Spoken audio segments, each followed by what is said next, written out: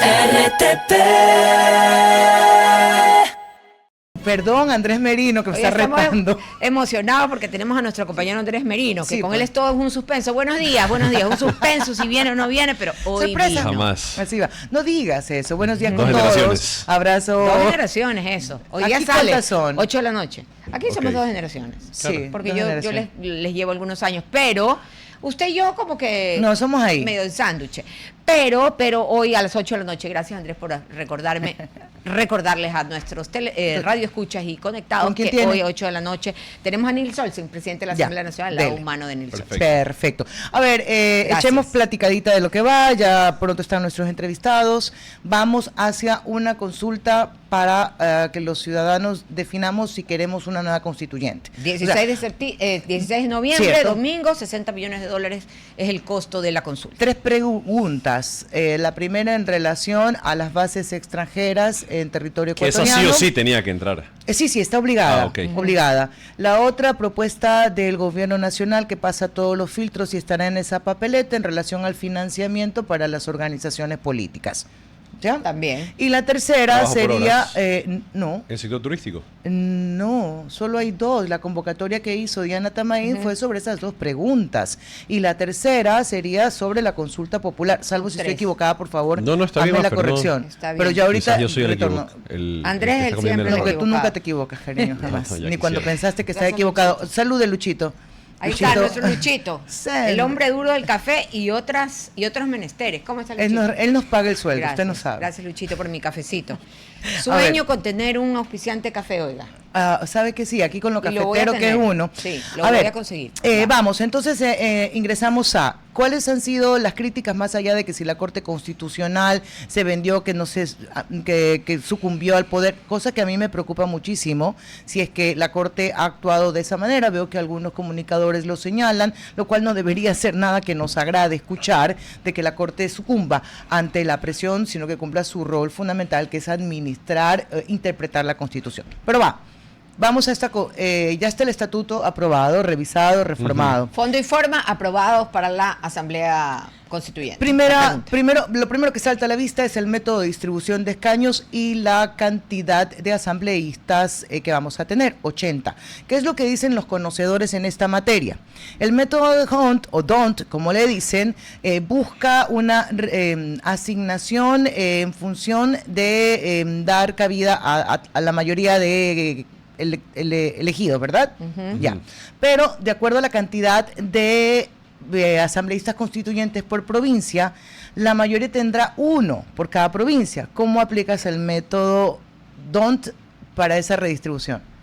Hunt. ¿Sabes qué? Es que se pronuncia DONT. ya. A la final es Maffer, es bastante Es alemana. curioso ya porque es un nuevo debate que se ha Ajá. aperturado, sobre todo los especialistas, entre si es DONT o Webster, que son por los que mayormente se decantan en este tipo de elecciones. Para mí no hay método perfecto. No hay. A la hora de la hora, en democracia y sobre todo cuando hablamos de sistemas políticos, entra en juego qué es lo que le conviene más al gobierno de turno y sobre todo ya viene a ser una jugada más política que de representatividad. Si bien tiene un impacto en la representatividad, pero yo te diría, Maffer, que va en torno o va encaminado hacia ver cuáles son las fichas que más le convienen al gobierno al momento de tener esas votaciones. Ya, el otro, también como interrogante, porque seguro vamos a estar hablando mucho hasta el 14 de noviembre que se permite, antes del silencio electoral, del 13 de noviembre sería. Oye, ¿es estratégico pensar en un método de distribución de escaños partiendo del nivel de aceptación, credibilidad o de intención de voto que tiene un gobernante? Porque el ejercicio del poder desgasta, faltando, ¿qué? 2 meses para ir a las urnas. ¿No es de repente hoy visto como estratégico positivo para el gobierno, pero que puede invertirse? A ver, yo veo una situación bastante compleja, Maffer. Tomemos en cuenta, indistintamente pues, de la conveniencia o no de la medida que adoptó el gobierno nacional de eliminar los subsidios, es una repercusión económica que tienes para el conjunto de la población, indistintamente pues, del segmento en el que te sientas, al que pertenezcas, no más que te sientas identificado, sino al que pertenezcas. De allí, partiendo de eso, Maffer, te diría que ese es un eje, una variable. Lo otro, como tú lo mencionabas en el anteprograma, es credibilidad, ¿no? A la hora de la hora, el votante piensa y dice hasta qué punto realmente el gobierno lo que está proponiendo o de la forma en la que están planteando todo este conjunto pues de ideas se va a dar realmente en la forma en la que fue propuesto. Y toda esta suma de problemas veo que van a pasar factura no ahora, sino dentro de unos meses, y eso podría afectar sobre todo la votación que tuvieran para ver si se aprueba o no la convocatoria al referéndum. Claro, hay que recordar 3 momentos. El primero, que es el que digan, sí quiero una nueva constituyente, va uno. El segundo es elegir de los representantes, es decir, los asambleístas constituyentes. Y el tercero, que es justamente apruebo la constitución o no quiero esta constitución. Pero antes de eso, de llegar a la urna, una vez trabajada esta constituyente, lo cual nuevamente para algunos entendidos se convierte en un problema, es que el texto constitucional debe ser aprobado por 2/3 de los asambleístas constituyentes. Y ahí son 3 provincias con más constituyentes, que son Guayas, Pichincha, sí, que tiene 7, Guayas 10 y Manabí con 4. Sí. ¿Verdad? Y el resto tendría 2, 1, la mayoría. Entonces tú te preguntas cómo va a estar, podrán llegar a tener la mayoría en de 2/3 para aprobar la constitución nueva. ¿Y qué pasa si no se aprueba? Ellos han alegado mucho que allí radica la democracia. ¿Cierto? Del tema de la Asamblea Constituyente, porque no es que porque van a tener mayoría absoluta y van a poder hacer exactamente todo lo que quisiera ADN. Y es muy cierto. Mira, y son tendencias, si lo quisiéramos ver de alguna forma, ideológicas contrapuestas, aunque el gobierno nacional se marca como un gobierno de izquierdas y otras... Dijo que es más centro. Centro izquierda, entre otras cosas que ha dicho que, bueno, en la práctica, sobre todo en la opción de la subida de impuestos, diría que sí, podría estar encaminado hacia esa corriente, pero hay ciertos temas económicos, sobre todo, en los cuales pues ambos movimientos políticos están en las antípodas. Ahí se habla, por ejemplo, la explotación, recursos naturales, sectores estratégicos, concesiones y hablemos ya, no se permite ahora, pero hablemos de privatizaciones que bajo ningún concepto eso podrá tener cabida siempre y cuando se dé la distribución de escaños en la Asamblea Constituyente como pensamos que se va a dar, sin tener los 2/3 por parte del movimiento oficialista. Sí, pero también atraviesa por otra discusión que yo no sé si se ha abordado lo suficiente. Esa asamblea, como lo han dicho algunos, que no es de plenos poderes, lo cual tiene límites y que no puede ser regresiva en derechos. Y es que cuando uno revisa los tantos considerandos de este decreto, tanto del 148 como el 153, mucho se basaba en la seguridad como base o justificativa de querer una asamblea constituyente. Porque es lo que todos los ciudadanos queremos, la seguridad. Es el problema central del país en este momento. Yo te digo, pero dentro de eso, solo concluyo con eso, Andrés y Idome, si dentro de los cambios, al no ser una asamblea constituyente como de plenos poderes, como sostienen algunos, ¿qué tantos cambios se pueden hacer que no se consideren regresivos de derechos? Es que ahí voy, Maffer, y sí, nuevamente, en el debate se conversaba sobre que esta es una constitución prodelincuencial. Ajá, chavista.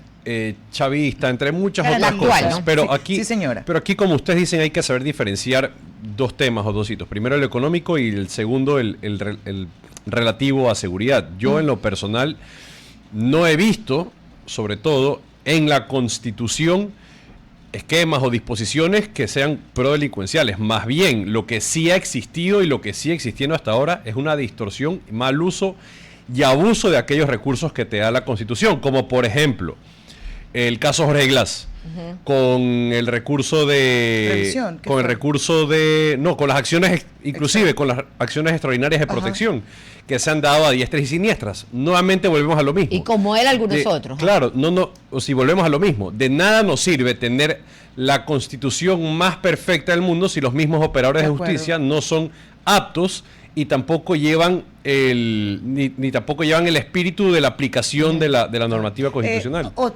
Y eso no necesariamente pasa por lo legal, sino por el trato con el ciudadano. Debe preguntarse cuestiones que ya fueron negadas por los ecuatorianos. Ejemplo, Yasuní. si fuese. Puede ser la participación en la inversión, pero por ejemplo el trabajo por horas, ya se preguntó y se dijo que no. ¿Cuál es el otro, el que estaba también en la consulta? El arbitraje internacional, también ya la respuesta se dijo que no. Válido incluirlo a pesar de que ya el ciudadano, porque recuerden que la Constitución se va a votar en bloque si es que llegamos a esa instancia. A lo mejor nosotros estamos un poco apurados, pero... Teóricamente no se debería preguntar porque ya se preguntó, pero ahí pesa un poco el tema político de la sanción que se da al mandante que envía la consulta a realizarse. Yo creo que sí debería estar incluido, todos los temas. Sí, ¿tú crees desde que sí? el trabajo por horas, concesiones, privatización, explotación, inversión.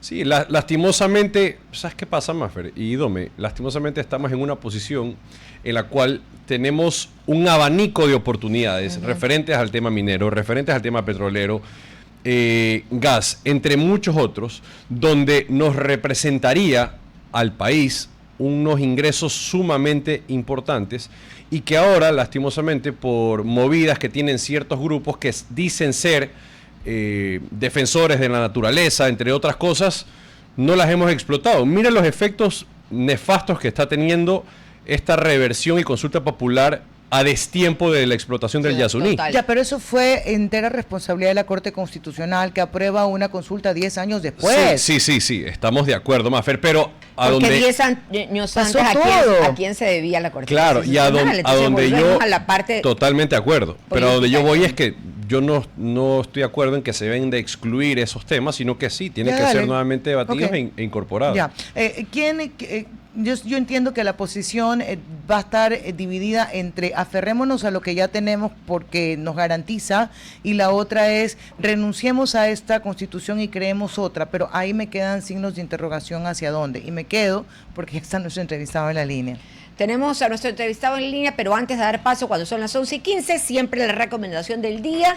Recuerden que el mejor banco del Ecuador es Banco Guayaquil, ese banco que es sin filas y sin actores. ¿Y saben por qué digo sin actores? Porque las personas que ustedes ven en los comerciales, en las propagandas publicitarias de Banco Guayaquil no son actores. Son o cuentacorrentistas, clientes o cuentaahorristas, o son colaboradores de esta institución, porque es una institución que cree en su gente, es la institución bancaria mejor certificada del país, Banco Guayaquil, el mejor banco del Ecuador. Si no se ha cambiado de banco, hágalo ya. Siga mi consejo, como lo hice yo, que yo también me cambié de banco. 11:16. Ahora sí, tenemos a Gabriela García, presidenta nacional del Pueblo Montuyo del Ecuador. ¿Cómo está, Gabriela? Buenos días. Hola, un gusto a todos los radioescucha, a la ciudadanía entera del país ecuatoriano a largo y ancho, que seguimos fortaleciendo al agro. Eso es. El pueblo Montubio no se sumó a las jornadas de protestas del paro nacional y es más, lo ha rechazado. ¿Por qué fue la decisión que ustedes tomaron al no sumarse al paro? Bueno, nosotros como Pueblos Montubio hemos rechazado totalmente el rol protagónico que se ha hecho el levantamiento de lo que vienen haciendo hace mucho tiempo con esta forma de lo que están haciendo. Nosotros como Pueblo Montubio somos propositivos, propuestas lógicas en territorio que vamos construyendo bajo las necesidades de nuestros compañeros hermanos, bajo las realidades. Para eso hacemos un llamado público a los ministros a bajarse, a sintonizarse con el sector agrario, con el verdadero que ponemos nosotros y nos paramos a construir las propuestas del Estado. Gabriela, salgamos un poco de lo que se dice, pero de lo que no se tiene certeza. El costo del diésel en la cadena productiva del agro, ¿cuál es realmente la afectación? Porque a veces solo se da la lectura al costo del flete, pero no a todo el proceso. Todo impacto, toda medida de política causa un impacto fuerte. A nosotros como Montubio, con la identidad, sí es verdad, causa un impacto. Pero yo le digo a los oyentes, a los radios oyentes, que este presidente, Daniel Noboa, ha tenido la valentía, los cojones bien puestos para poder transparentar las cuentas públicas y decir, aquí estamos, este es el país que tenemos. Ahora, adicionalmente, tenemos que evaluar Este presidente ha venido y ha ido fuera del país a llevar el portafolio de los productos del agro, nuestros productos, abrir los mercados internacionales para nosotros empoderarnos. Ya depende de nosotros como ciudadanos empoderarnos a darle el valor agregado a nuestros productos, y esa es nuestra corresponsabilidad. Cuando hagamos ese ejercicio de exportar, los ecuatorianos vamos a tener mejores precios, y ahí se une el cambio y la transformación del agro. Buenos días, Andrés Merino. La saluda y coincido plenamente en que todas las propuestas deben ser propositivas y con el ánimo y espíritu de querer que el Ecuador progrese. Y ahí haciendo una alusión, porque como bien hablábamos acá en el panel, hay varios grupos, unos que se han posicionado a favor del gobierno, otros que están en contra. ¿Cuál es la cantidad que tienen, cuál es la cantidad de miembros que están bajo este paraguas de las organizaciones que ustedes representan, y sobre todo cuáles son los acuerdos en caso de haberse dado que han alcanzado con el gobierno nacional para paliar en algo las medidas que han tomado respecto a la subida del diésel?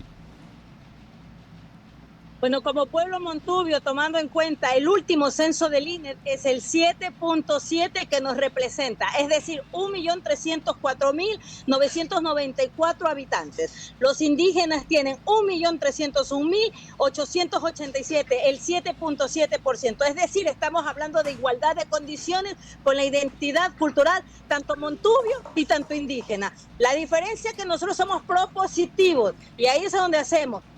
Para amortiguar nuestros compañeros Montubio, hemos presentado más de 60 propuestas a la Secretaría de Pueblos y Nacionalidades que esperamos sean habilitadas para poder organizar, para compensar las medidas de que tenemos, porque tenemos que contribuir con el Estado, apoyar el apalancamiento de buscar soluciones al agro. De acuerdo, ¿y esas compensaciones cómo se han materializado? ¿Han sido conversaciones que ustedes han tenido con el gobierno nacional o de qué manera pues se han venido desarrollando estos mecanismos que dentro de todo pues mitigarán esta eliminación del subsidio del diésel? Estos mecanismos es la forma de transformación. Vamos viendo, por ejemplo, lo que son las biofábricas, dar productos que nos certifiquen a nuestra comercialización internacional, garantizar ese tipo de productos que sean abonos orgánicos al sistema para poder ser competitivos. Asimismo, lo que es levantar todita la información que tenemos con nuestros compañeros Montubio. Estamos haciendo una propuesta, pero es un requerimiento que se instalen las mesas de diálogos en territorio para buscar soluciones reales, contundentes y cambiar la realidad del país. Esos ministerios deben de estar sentados a decir, vamos a caminar juntos de la mano porque queremos el cambio de este país. ¿Cuál sería la primera acción que debe cumplir el gobierno nacional para ir un poco en la línea de lo que usted nos ha mencionado, caminar juntos y sacar adelante este país? Las primeras acciones es las mesas de diálogo. Instalando las mesas de diálogo, nosotros podemos hacer una hoja de ruta para poder trabajar en todas las mitigaciones que podemos velar.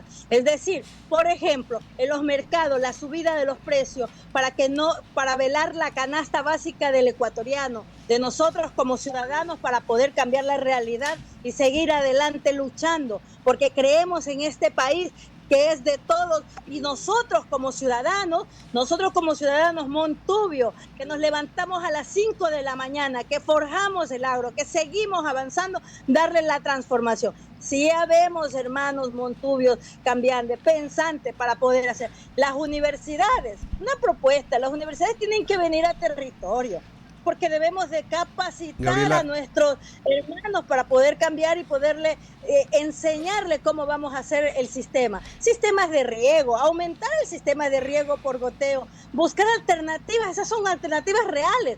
Tenemos la problemática del verde, del moco. Gabriela. El día de hoy nuestros compañeros Medina Galería en Esmeralda, sentado para más de 3.000 hectáreas la siembra de nuevos productos de plátano. Eso están haciendo nuestros compañeros montubios en la provincia de Esmeraldas. Y de allí quisiera partir del siguiente tema.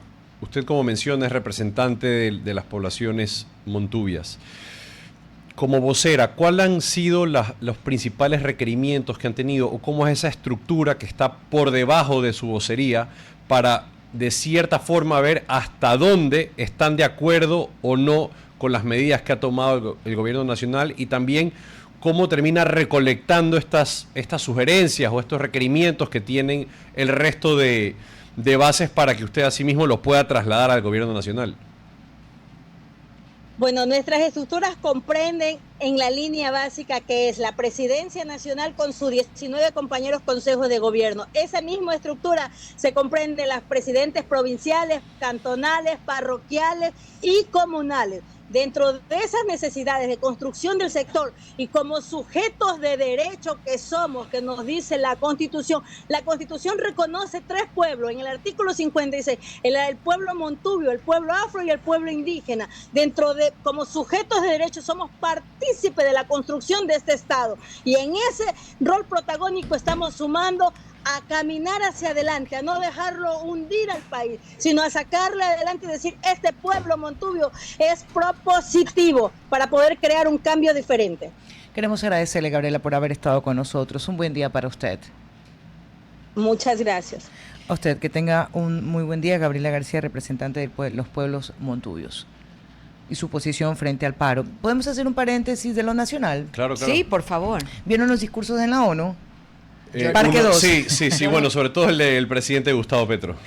Ya, Sí. deja que te hable un poco sobre cuéntenos. He tomado el resumen que hace la periodista Yanedit Nostroza, muy apegado a los hechos o las declaraciones que sacuden a la prensa, digo yo, no solamente, sino a los países y a los que cuestionan la presencia o sea, las acciones de la ONU. Por algo usted está comentando, pues. Es que cuando lo escuché, yo dije, ok, hay cosas en las que nunca pensé que... Pero el de el de Trump. El de Trump. Me pareció fantástico. ¿Verdad? Ok, Fantástico. Leo. Nunca pensé que iba a estar en algo de acuerdo con Trump, pero ahí va. Se pregunta a él y les pregunta a ellos, ¿para qué sirve la ONU? Las guerras en el mundo no se resuelven con comunicados, sino con acciones, y no han resuelto ninguna. La última parte, RT. Es correcto. Okay. Soy un organismo de burócratas Así que es. lo único que hace es exprimir y malgastar la plata de los donantes. La segunda, me dicen cómo... Lo recibieron encima con la escalera dañada. Se le dañó en el camino y el prompter también. O sea, como que fue dirigida Correcto. esos daños. Sí, Me parece horroroso, o sea, muy, no sé, muy bajo. Bueno, están en contra, eso es algo más. Están en contra de Rusia y a favor de Ucrania. Sin embargo, le siguen comprando gas a Rusia, dinero con el que financia la guerra contra Ucrania. Esto, entre 5 y 7 mil jóvenes mueren cada semana. El tercer punto, para que se acabe esa guerra, Estados Unidos le impondrá a Rusia el más rígido sistema de aranceles y Europa debería hacer lo mismo. Ahora, entre esos 2 puntos, solamente digo... me remonto a la campaña y luego a las declaraciones posteriores cuando ya tiene la investidura de presidente y dice que en la primera semana acaba con la guerra entre Rusia y Ucrania, y además las reuniones que han tenido con el presidente Vladimir Putin y el recibimiento que hace poco nada más tuvo en Alaska. O sea, Maffer, y de esos te puedo mencionar algunos, por eso te digo, coincido con el discurso que acaba de dar, pero en la mayoría es una persona, bueno, es un presidente electo que ha caído en el mal del que padecen pues la mayoría de presidentes alrededor del mundo, de que ofrecen algo en campaña y terminan haciendo todo lo contrario. Check. Sí.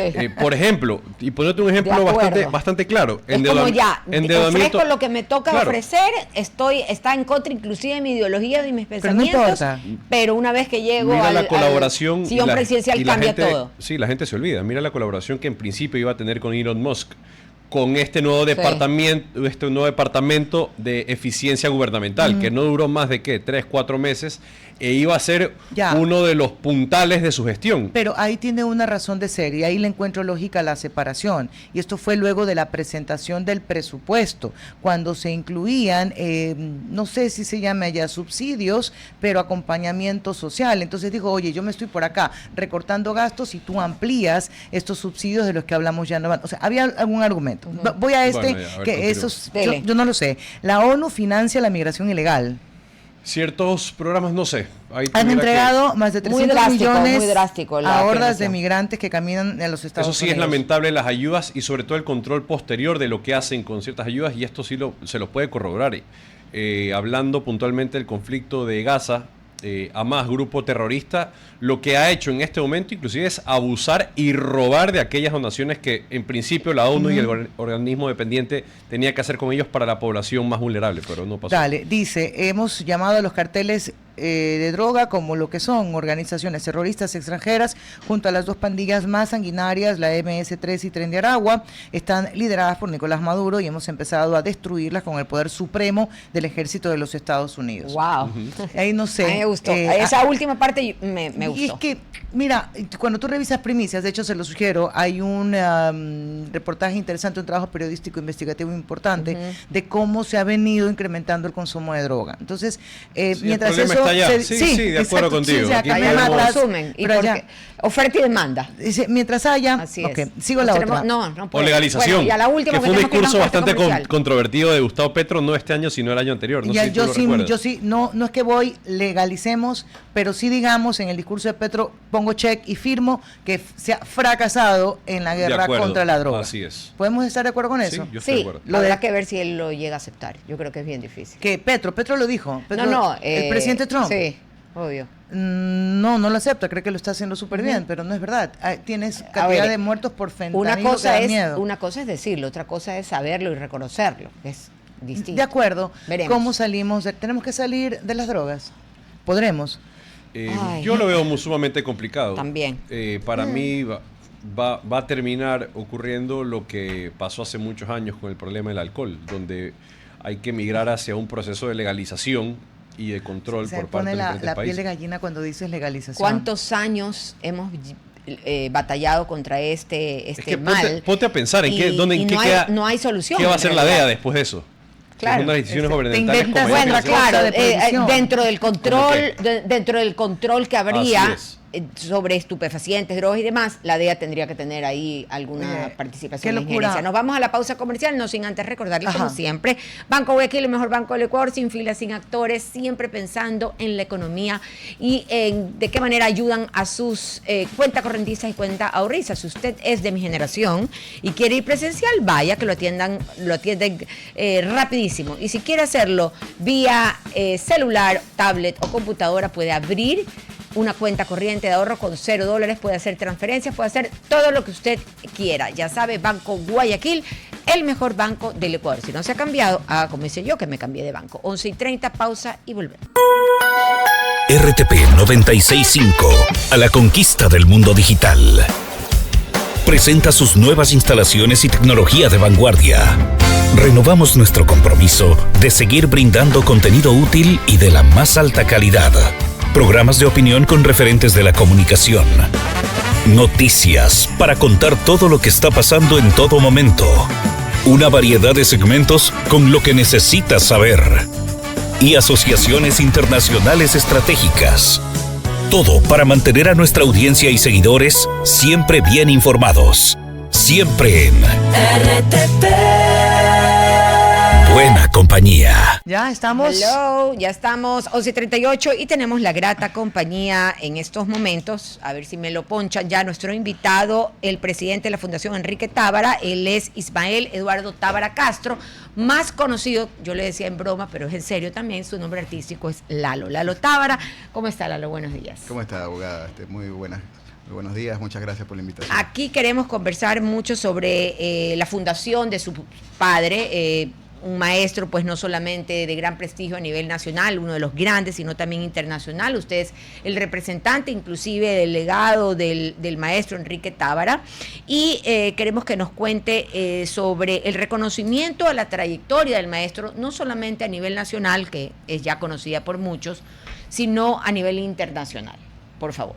Sí, a ver, está pasando un momento importantísimo en todo lo que son los reconocimientos internacionales a la obra de mi querido padre. Desde el año 2015 nosotros levantamos una organización cultural, este 26 de junio cumplió 10 años y bueno, justamente desde hace muchos años venimos haciendo algunos proyectos en vida con mi padre y después de su fallecimiento en el 2021 trabajamos internacionalmente, por ejemplo, con organizaciones como la Factoría Cultural de Terraza.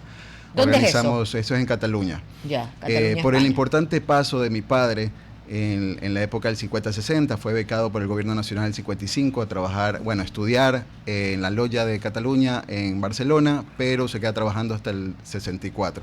Entonces, tantos reconocimientos. Yo justamente le decía ahora a un amigo que estaba conversando conmigo, no hay ni siquiera el 40% de la historia bien contada del maestro Tábara. Es justamente lo que está haciendo la Fundación Enrique Tábara. Está lanzando un proyecto que se llama el Archivo Documental Enrique Tábara y ha causado mucho interés en algunas organizaciones del mundo.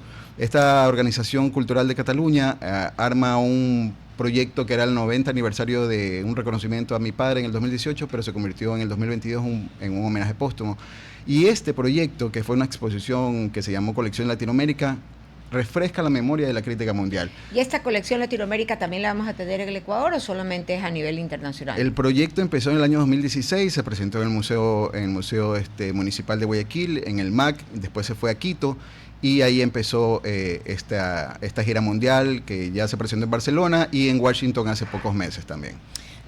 Cuéntenos algo de lo que no haya sido recogido todavía y en lo que estén trabajando ahora, algo que el mundo desconozca. Justamente este proyecto que empezó por su primera fase en la OEA, nosotros como organización cultural trabajamos con una importante aliada que se llama Mónica Espinel de Rey. Ella es investigadora, una de las más importantes del país, y justamente muy amiga de mi padre, y ella se encargó en hacer el levantamiento. Nosotros como organización y como legatarios lo que hacemos es levantarla con mucho amor, con mucha pasión, todo lo que es la información, pero tenemos que trabajar con realmente profesionales que se encarguen de saber contar la historia.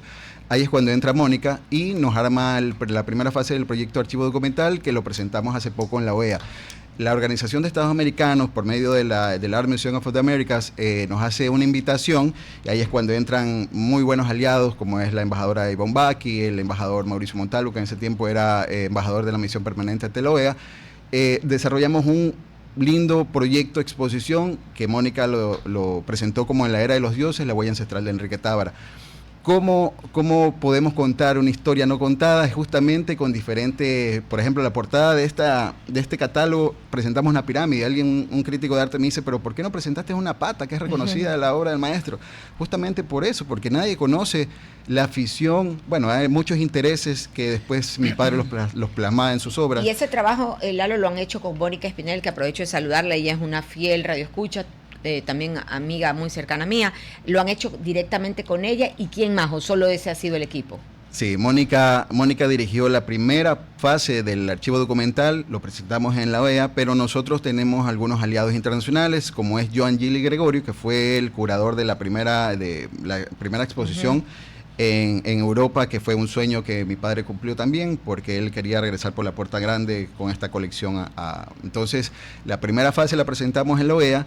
Y justamente después de esta presentación, de esta primera fase, donde respondo a la pregunta de la amiga María Fernández, que empezamos a tener contactos de algunas organizaciones en el mundo que nos abren sus archivos. Cuando nosotros empezamos la investigación de este trabajo, recibimos el comunicado de un coleccionista desde Cataluña, donde nos presenta y nos envía un manifiesto del año 61, donde mi padre escribe sobre la vida extraterrestre. Okay. Era una de las aficiones de mi padre. De avanzada. Cuando en el 61, donde nadie se atrevía a hablar sobre estos temas. A riesgo de que dijeran que estabas completamente. Pero ¿por qué encima pasaba? en el mundo artístico, que sabe que siempre son pues de ideas. Exactamente. Pero ¿por qué pasaba todo esto? Porque mi padre era un apasionado a los conocimientos ancestrales. Por medio de estos conocimientos ancestrales empezaba ya a investigar y llegaba a conocimientos superiores que hablan ya de deidades, por ejemplo, plasmar en sus obras a un personaje como Viracocha, como Inti, ¿no?, de nuestras culturas incas, pero era justamente esos conocimientos superiores que él los quería plasmar. Cuando nosotros presentamos una pirámide en esta investigación con Mónica Espinel, presentamos el final de la investigación de mi padre, que era uno de sus sueños, que Dios mediante lo vamos a cumplir, que era la realización de su museo de forma piramidal. La forma piramidal en todas las culturas ancestrales son receptores de energía, y mi padre lo hacía. Encontramos por diferentes obras desde Puerto Rico, desde el Blanco Mención de Austin, Texas, obras de forma de pirámide. ¿Y esas obras de pirámide solo estuvieron en esa época del maestro o también han encontrado en sus últimos años? Linda la pregunta, porque justamente lo encontramos en el 60, pero a partir de los 90 encontramos ya por medio de su proyecto de Centro Cultural y Museo de forma piramidal. Entonces, el final de la investigación era poder tener su museo, que lo tenía previsto tenerlo en la provincia de Los Ríos, donde tenemos la Casa Museo Tábara, al lado del Centro de las Artes Tábara, donde estamos desarrollando proyectos de pintura dirigidos a los niños de la zona. Saliéndonos un poquito de ese tema, pero igual importante para que la audiencia conozca si es que vamos a tener en el próximo año, porque ya creo que ahora sería imposible, alguna exposición aquí en la ciudad de Guayaquil del maestro. Justamente estamos pensando en hacer una presentación de este proyecto que fue un éxito total en la era de los dioses, la huella ancestral de Enrique Tábara. Mónica lo tiene también previsto para hacerlo un par de años, porque realmente fue una experiencia increíble poder contar algo que nadie conoce y obviamente el país se merece. Ahora, por medio de la Fundación Enrique Tábara, estamos trabajando en la segunda fase del archivo documental, que ya va más centrado a toda la historia no conocida, que es el paso de los 9 años por Cataluña y por parte de Europa. Excelente, Lalo, muchísimas gracias por compartir con nosotros realmente todo lo que podemos decir del maestro Tábara, de este gran pintor que fue un embajador también de nuestro país a nivel nacional e internacional. Muchísimas gracias, Enrique Tábara, Eduardo Tábara, representante de la Fundación de Enrique Tábara, su presidente. 11:45. Gracias. Saben ustedes que siempre hay espacio para la cultura y para su difusión. 11:45, eso ocurre más o menos a las 3 de la mañana. Nosotros comenzamos a tener información. Pasada a las 8, una nueva masacre, esta vez en el centro penitenciario de Esmeraldas. Se hablan de 25 reos que han sido asesinados, 13 de ellos, esas cosas horrorosas y desalmadas que hacen de desmembramiento. Gracias. Y mutilaciones y todo eso. No hay todavía una respuesta oficial a lo que conocíamos ya solamente de reportes periodísticos. En fin, 11:46. Tenemos nuestra siguiente entrevista. ¿Me confirman si ya estamos en la línea? Sí. No. No. ¿Sí o no? Estamos jugando. No veo. Sí. ¿Que sí, no? Ok, ya. Ok, seguimos con otras noticias de interés. Estaba un poco para no perdernos, hay dos cosas que yo tengo todavía como interrogantes. Puede ser unas 3 semanas, un poco más, ya me corrigen ustedes, vía decreto se crea esta comisión, creo que era el nombre, Andrés, una comisión especial para atender los problemas, las graves crisis en materia de salud que tiene el país. No le he podido seguir la pista de cuáles son las otras acciones que se han cumplido. A la cabeza estaba el ministro de Salud, también estaba la vicepresidenta, estaba el presidente del directorio del IES, estaba la ministra de Finanzas también. Y el señor Lama, el presidente del directorio del Cierto IES. Son situaciones, hechos, problemas a los que no podemos dejar de referirnos, aunque hemos entrado en un frenesí constituyente y de consultivitis, en materia comunicacional. Son los temas del momento, los temas que están sobre el escritorio de las mesas de trabajo, en los informativos y en los noticieros. También algo que me llamó la atención es el volver a la política de Roberto Gilbert ayer. No sé si vieron. No lo vi. Sí, va a ser parte del Consejo de Participación Ciudadana y Control Social. Un recambio en las fuerzas políticas de... No sé por cuáles, no me acuerdo por quién sale, pero entra él en reemplazo. Por la salida de Albán, puede ser, Andrés. Debe ser, por la salida de Albán. El doctor Gilbert. Pero ahí, por ejemplo, yo al doctor Gilbert todo el respeto, pero esto más bien va por el concepto de lo que era el Consejo de Participación Ciudadana, que lo que buscaba era que no se tuviera los candidatos ninguna relación con organización política. Claro, independencia e imparcialidad. Claro. Entonces, hay falla realmente para mí el Consejo Nacional Electoral. No estoy hablando de la ética de la persona, sino de los requisitos que debías cumplir para ser candidato. Sin duda, porque Roberto Gilbert lo hará de un corazón cívico, digamos, el servicio a la patria. Sí, pero desde ese lugar. No es. O sea, pero efectivamente no hay imparcialidad e independencia de funciones cuando uno ve que hay mucha cercanía con los... ¿Te queda duda? Con los miembros, en este caso de esta organización, esta institución, y partidos políticos. Sí, pues, aún no siendo, te genera la duda, y a lo mejor ha pegado solamente a derechos, pero te genera la duda. Claro. Y en este país donde la duda sobra... Y han habido otros casos, no se me vienen a la memoria exactamente los nombres. De Dome tiene todos los representantes de lo que se llamó la Liga Azul. ¿Se acuerda con Gutenberg Vera también? Por eso, es la Liga Azul. Por la Corte Constitucional. Mal de cualquier color. Sí, mal total. de cualquier color. No, si no es la persona, es defender el concepto y el principio de independencia e imparcialidad. Que no existe ningún tipo de relación en lo absoluto. A ver, seguimos revisando acá otras notas hasta que nos confirmen la otra entrevista. Me quiero referir un poco al paro, a las detenciones y a las declaraciones que han dado tanto el ministro John Reinberg como la ministra Zaida Rovira sobre las personas que han sido detenidas. Hoy ya suman cerca de 62 y hay un trabajo interesante de la doctora Carolina Basante. Ustedes recuerdan que lo viste, que yo, a ver, ¿se dieron hechos violentos en la protesta? Sí que sí.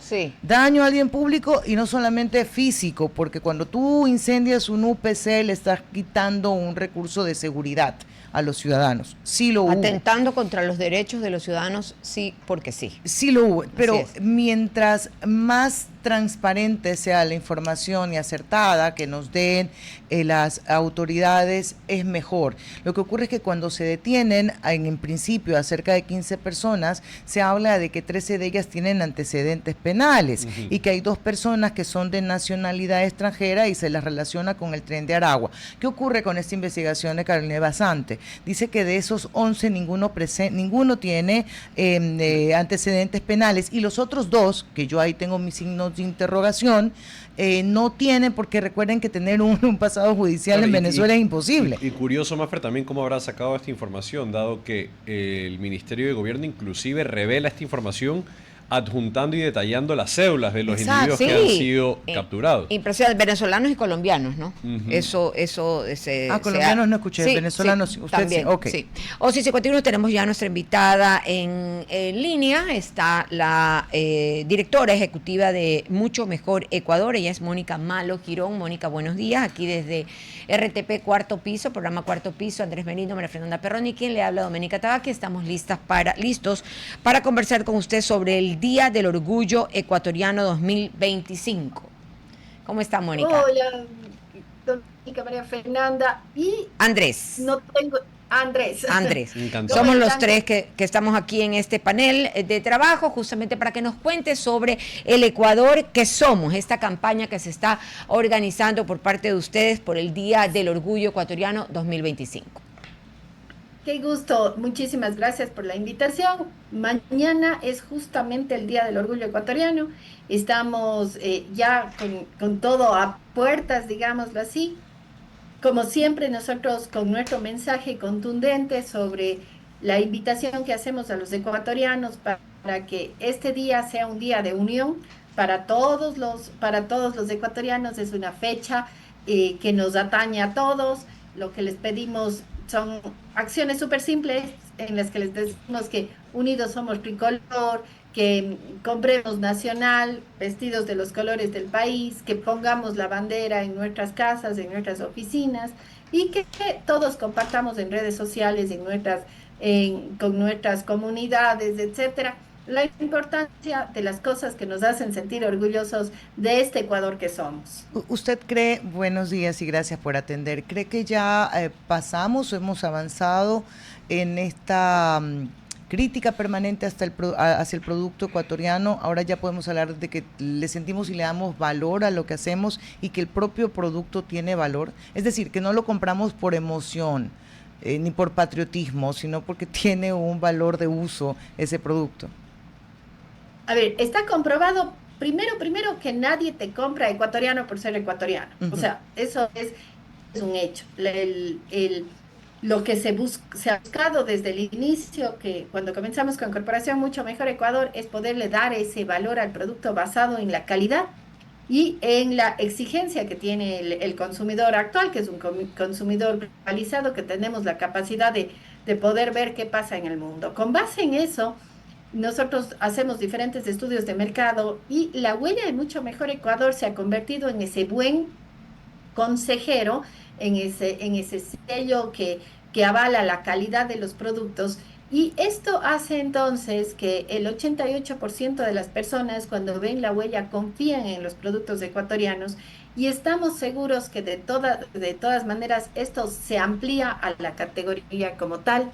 Los diferentes estudios de mercado nos dicen que los ecuatorianos confían muchísimo en todo lo que son la línea de alimentos y bebidas hechas acá en el país, productos de cuidado personal, todo lo que es productos de limpieza, desinfectantes, químicos, lubricantes, adicionalmente todo lo que significa prendas de vestir, electrodomésticos y también todo lo concerniente a materiales y acabados de construcción. Okay. En todo esto, el producto ecuatoriano está primero en la mente del consumidor, digamos así. ¿Cómo hacemos, Mónica, que este día sea especial y que se sienta una diferencia en el consumo?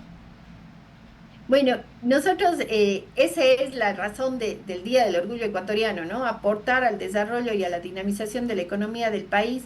Para esto tenemos diferentes acciones en las cuales ustedes, como medios de comunicación y estos espacios que nos brindan, son absolutamente valiosos porque nos sirven para llegarle al consumidor al corazón y decirle, ya crees en el producto ecuatoriano, ahora ten la responsabilidad de comprar estos productos porque es la base de que nuestros vecinos, de que nuestros amigos y que tal vez que nosotros mismos podamos tener un trabajo digno, un trabajo formal, que eso es lo que estamos buscando. Y por otro lado también, las empresas hacen esfuerzos bien interesantes para premiar a ese consumidor que ya confía en ellos. Nosotros tenemos la página Ofertas Tricolor, en la ofertastricolor.es. Es un catálogo virtual, algo súper simple, en la cual las personas van a entrar, van a navegar y está georreferenciado para que vaya al e-commerce de cada empresa o para que vaya esto definitivamente hacia donde la empresa haya dirigido su oferta. Entonces hay cosas lindas como combos de tricolor que han hecho algunas empresas, 2x1, descuentos, hay restaurantes que tradicionales que están subiendo su menú a esta página. Entonces, o sea, hay de todo. Hay de todo. Mónica, hay de todo. Y creo que la responsabilidad cae en nosotros. Ya, por supuesto. En los ecuatorianos. Tanto en la difusión, que es vital está esto, y luego en la acción en que es la compra. Mónica, gracias por traernos el recordatorio del valor que tiene el producto ecuatoriano. Somos parte también de la comunicación. Le enviamos un fuerte abrazo y hay que elegir Ecuador por calidad. Gracias, Mónica. Así es, hay que elegir por calidad, por integridad, por honestidad. Gracias. Gracias, Mónica. Un abrazo para usted y si no nos vamos, juro que nos votan. Nos votan, así que chao, chao, hasta mañana. Un abrazo. Gracias. Hasta aquí, Cuarto Piso. Control Master Marisela Basantes. Transmisión digital Gerardo Díaz. Coordinación de entrevistas Diana Raimondi. Redes sociales Erika Eras. Edición Oscar Saavedra. Dirección Javier Gamboa. Todos los derechos reservados. 2025. Si disfrutó este programa y aportó de manera positiva en su vida, déjenos sus comentarios en Instagram, página web o WhatsApp, así como los aplausos al artista son sus mensajes al equipo de RTP Ecuador. RTP. Bueno.